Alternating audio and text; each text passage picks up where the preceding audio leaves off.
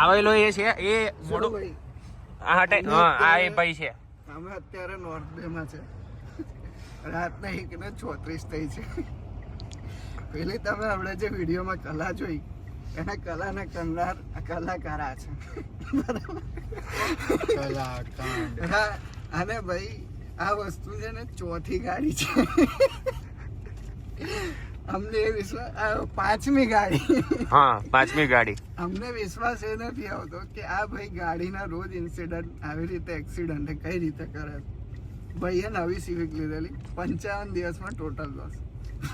પહેલી જ ગાડી એની. પહેલી ગાડી હતી એ લઈને ખાલી બહાર નીકળ્યો, મારા ભાઈબંધને પિકઅપ કરો, ટોટલ લોસ. મને એક ગાડી રેન્ટલ મળેલી, આ ભાઈ લઈને ગયા, એલાઇનમેન્ટ સાફ.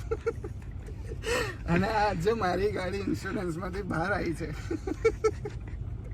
આજે ફરીથી ઇન્સ્યોરન્સમાં જશે. ભાઈએ સીધો જતો તો ખબર નહીં કઈથી ટર્ન લીધો, આખી ગાડી ઊંધી ફરીને બેઠી છે. તો પીધે લાગુ છું, પીતો નહીં હું. પીધે લાગુ છું, પીતો નહીં હું.